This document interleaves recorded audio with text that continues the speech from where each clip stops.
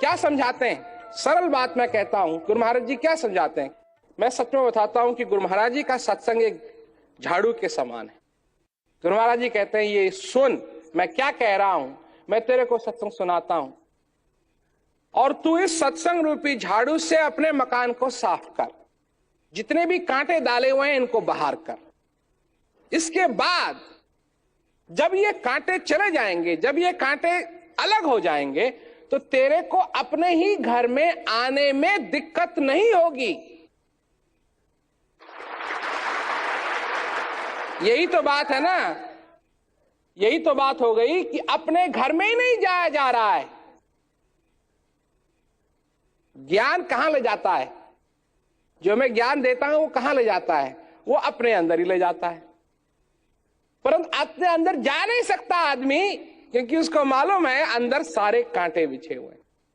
सत्संग रूपी झाड़ू से कहते हैं झाड़ू लगा, और लोग उसमें भी संकोच करते हैं। कहते हैं जी ये तो मेरे ही बिछाए हुए हैं, मैं इनको कैसे अलग कर दूं? ये तो अच्छे हैं। अगर मैं अपना घर साफ करने लगूंगा, अपने घर में झाड़ू मारने लगूंगा, तो लोग क्या कहेंगे? फिर वही बात आती है ना, लोग क्या कहेंगे। हृदय क्या कहेगा इसका कुछ नहीं है। लोग क्या कहेंगे? क्यों?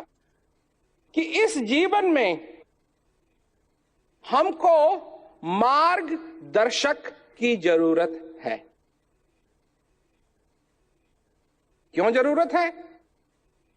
हम लोगों की प्रकृति ऐसी है कि जब अंधेरा हो जाता है तो दिखाई नहीं देता, और अगर अंधेरा है और उस रास्ते पे चलना है तो उजाले की जरूरत है। सीधी सी बात है ना। गुरु महाराज जी क्या करते हैं? जहां अंधेरा था वहां उजाला करते हैं, ताकि दिखाई दे और हम इस मार्ग पे चल सके, जो जीवन का मार्ग है। बनाने वाले ने किसी चीज की कमी नहीं छोड़ी। बनाने वाले ने प्रेम की कमी नहीं छोड़ी। बनाने वाले ने सुख की कमी नहीं छोड़ी। बनाने वाले ने शांति की कमी नहीं छोड़ी। बनाने वाले ने आनंद की कमी नहीं छोड़ी। परंतु अगर उसको छोड़ करके और हम उन चीजों के पीछे लगे जो अशांति देते हैं, जो दुख देते हैं, जिनसे दर्द पैदा होता है, तो फिर हमारे जीवन में और आएगा ही क्या? दुखी दुख तो आएगा। परंतु अगर हम उस तरफ अपने जीवन को लगाएं, उस दिशा में अपने जीवन को लगाएं जो हमारे अंदर है। शांति किसी पहाड़ के ऊपर नहीं है भाई। शांति किसी पहाड़ के ऊपर नहीं है, किसी चोटी के ऊपर नहीं है, पृथ्वी के नीचे नहीं है। शांति सबके हृदय के अंदर। जिस शांति की तुमको तलाश है वो तुम्हारे हृदय में है। अंदर की चीज क्या है? वो कोई बनाता नहीं है, उसका कोई वर्णन नहीं है, उसको तुम, उसके बारे में तो तुम सोच भी नहीं सकते। वो तो ऐसी चीज है, उसके लिए तो कहा वो मन और बुद्धि से परे की चीज है। जिस चीज को हम अपनी बुद्धि से नहीं पकड़ सकते, अपने मन से पकड़ते हैं। जिस चीज को मन से नहीं पकड़ सकते उसको बुद्धि से पकड़ते हैं। दोनों को मिला करके कुछ नहीं बचता है, पर बचती है एक चीज, जो अंदर ज्ञान का संसार है, इस हृदय का संसार है। जो असली स्वर्ग अंदर है, जो असली अनुभव, मनुष्य का अनुभव अंदर है, जिसको समझने के लिए शब्दों की जरूरत नहीं है, विचारों के लिए शब्दों की जरूरत है।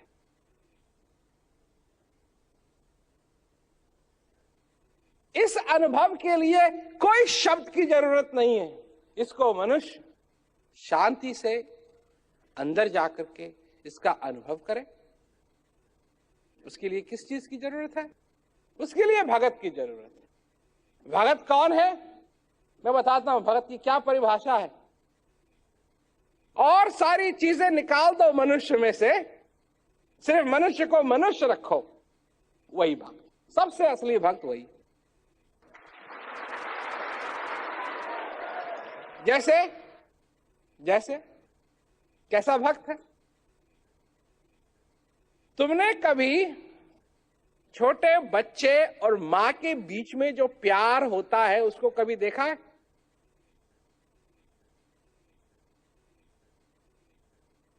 जब बच्चा रोने लगे, किसी के पास ले गए, किसी ने पकड़ा, जाते हैं ना लोग, नया बच्चा है या छोटा बच्चा है, लोग पकड़ने की कोशिश करते हैं।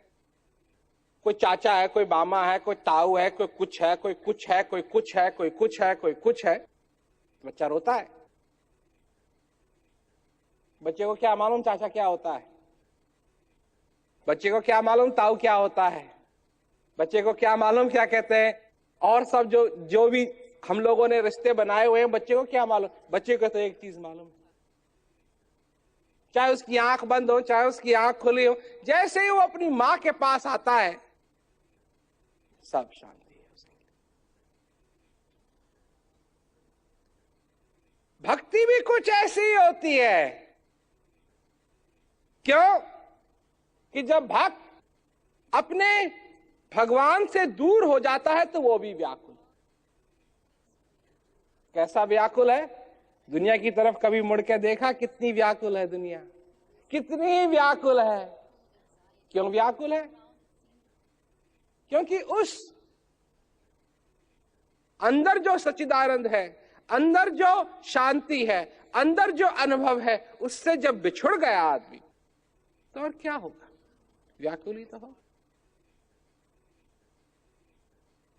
और जब अंदर वापस आएगा तो कुछ इसी प्रकार, जैसे बच्चा, रोता हुआ बच्चा अपनी मां के पास वापस आ, उसको ज्यादा भाषण देने की जरूरत नहीं है,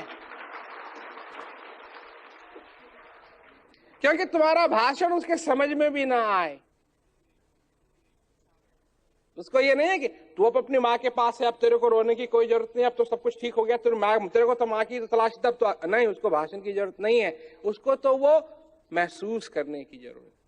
और सच्ची बात तो यह है कि जिस प्रकार उसको उसकी माँ पकड़ेगी और कोई उसको पकड़ नहीं सकता। तो और माँ का मतलब माँ ममता जिसे कहते हैं, जो उसके हित की बात हो, जो प्रेम की बात हो, जो स्नेह की बात हो, वही तो रस्सी है, वही तो डोरी है। तो लोग भटकते हैं, अपने ख्यालों में अपने विचारों की दुनिया बनाते हैं। ऐसा कर दूंगा तो फिर ऐसा हो जाएगा, तो फिर ऐसा कर दूंगा तो ऐसा हो जाएगा, तो ऐसा कर दूंगा ऐसा हो जाएगा। देखो दुनिया में लोग कितना डराते हैं लोगों को। कोई कहता है ऐसा नहीं करोगे तो तुमको नरक में जाना पड़ेगा, परंतु जिसको मालूम है, जिसने स्वर्ग का अनुभव किया हुआ है गुरु महाराज जी की कृपा से, वो अनुभव मैंने किया और करता हूं। और ये नहीं कि सिर्फ एक बार किया फिर चले गया, नहीं, मैं उस अनुभव को अपने जिंदगी के पास रखना चाहता हूं और पास रख सकता हूं और हमेशा रख सकता हूं।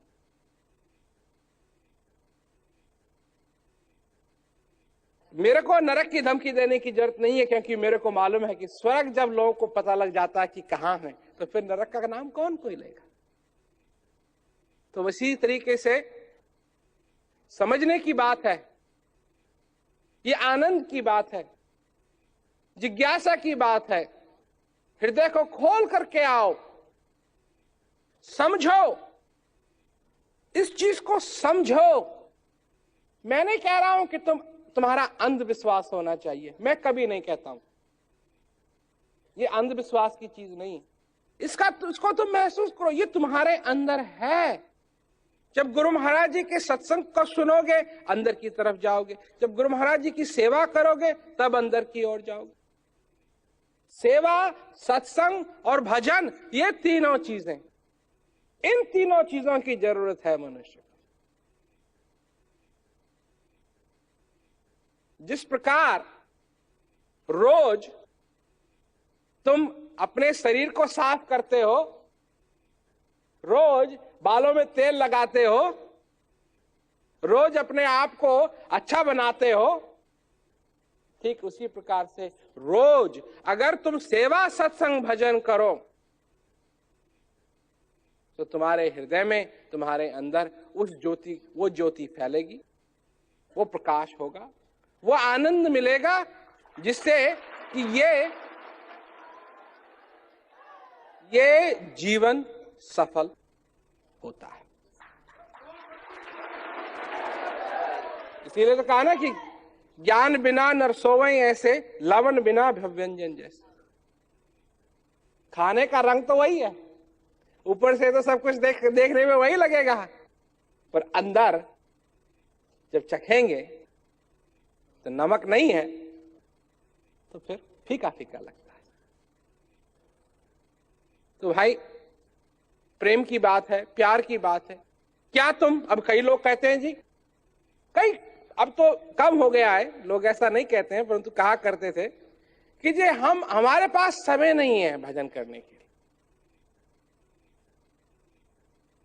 तो मैं तो ये पूछता था, फिर किस चीज के लिए तुम्हारे पास समय? अगर तुम्हारे पास बैठ करके सेवा सत्संग भजन के लिए समय नहीं है, समय नहीं है, समय नहीं है, अरे तुम समझते हो तुम्हें अपने पीछे जेब में समय डाला हुआ है? इसी को कहते हैं अहंकार। जो ये समझता है कि सेवा सत्संग भजन के लिए उसके पास समय नहीं है, उस मनुष्य को अहंकार हो रखा है, क्योंकि वो समझता है कि वो समय देता है। नहीं, ऐसा नहीं है। समय तुम्हें देता है, तुम समय के अधीन हो, समय तुम्हारे अधीन नहीं। एक एक श्वास जो तुम्हारे अंदर आ रही है, ये उस परम पिता की कृपा है, कृपा है। ये उस परम पिता का प्रेम है। मैं बताऊं तुमको, भक्ति क्या चीज होती है, ज्ञान क्या चीज है, मैं बताता हूं। एक दिन मेरे को एक कार्ड मिला, तो मैंने कार्ड खोला, तो कार्ड के अंदर एक कार्ड था। तो पहला कार्ड मैंने पढ़ा, तो पहले कार्ड में लिखा था कि ये एक कार्ड, ये प्रेमी ने, जिसका अब शरीर पूरा हो गया है, उसने आपके लिए दिया कि जब इसका शरीर पूरा हो जाए तब जाके आपके पास ये कार्ड पहुंचे। तो मैंने उसको पढ़ा, तो उस प्रेमी को मालूम था कि उसको जाना है, बूढ़ी अवस्था भी थी, शरीर भी काम नहीं कर रहा था, जाना है। तो उसने मेरे को कार्ड लिखा। तो कार्ड में क्या लिखा? ये नहीं कि महाराज जरा आप अच्छे अच्छे बटन दबा करके रखना ताकि मेरा सीधा स्वर्ग में एंट्री हो जाए। नहीं, ऐसा नहीं। क्या लिखा कि मैं आपको बहुत बहुत धन्यवाद देना चाहती हूं, आपने इस ज्ञान को दे करके, अपना सत्संग दे करके, अपनी सेवा दे करके मेरे जीवन को धन्य किया, और मैं आपकी बहुत आभारी हूं। तो समझने की बात है, इस दुनिया में ऐसे कार्ड कौन लिखता है? कोई लिखता है ना? कोई लिखता है? परंतु क्योंकि जब ये ज्ञान मिलता है, वो आनंद मिलता है, तो सचमुच में वो चमत्कार है। जब ये एक एक श्वास में तुम चमत्कार देखना शुरू करोगे, तब तुम जीना शुरू करोगे। अभी तो तुम जीते हुए मरे हुए हो,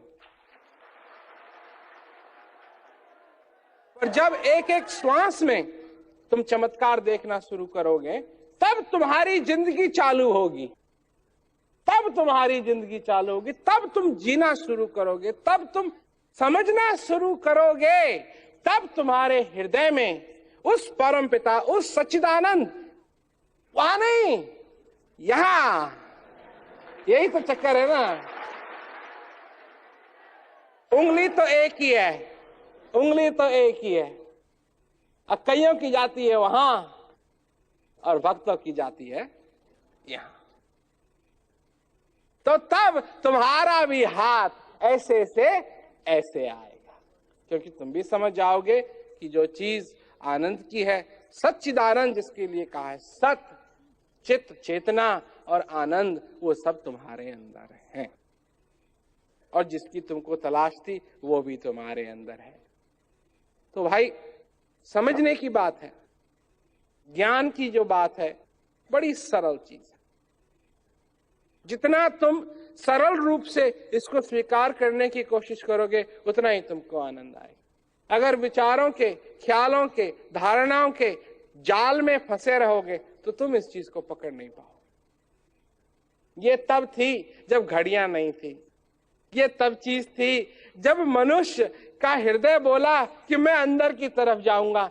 किसी गुरु महाराज ने, किसी मार्गदर्शन ने कहा कि ठीक है, मैं तेरे को बताता हूं तू अंदर कैसे चले जा। और तब से ये जादू, तब से ये चमत्कार, तब से ये चीज इस संसार के अंदर है, और कितने ही हजारों हजारों लोगों का इसने भला किया है। और अब ये समझो तुम्हारी बारी।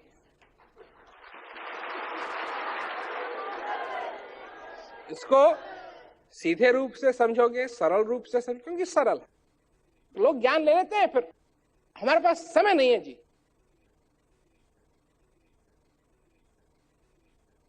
मैं वचन मांग लेता हूं। एक आदमी ने मेरे को चिट्ठी लिखी, उसको मैंने उपदेश दिया, तो चिट्ठी लिखी मेरे को, कहा कि मैं आपका बहुत आभारी हूं कि आपने ये वचन मांगा मेरे से। मेरे को ऐसी चिट्ठी पहले कभी नहीं आई थी। वो लिखता है मेरे को चिट्ठी, मैं उसको जानता हूं, वो लिखता है मेरे को चिट्ठी कि मैं आपका बहुत आभारी हूं, आपने ये वचन मांग लिया मेरे से, क्योंकि आपको मैंने वचन दिया तो मैं करता रहा, और अब जाकर के ये जो बीज है फूलने फलने लगा है। और मैं बहुत आभारी हूं आपका कि आपने ये वचन मेरे से मांग लिया। तो मैं एक तो ये वचन मांगता हूं कि ज्ञान को पूरा पूरा फलने और फूलने का मौका दो। दूसरी चीज मैं मांगता हूं कि ज्ञान किसी को बताना मत। ये तुम्हारे लिए सिर्फ उपहार है, ये नहीं है कि तुम किसी और को देते फिरो। ये तो गुरु महाराज जी के बीच की बात है।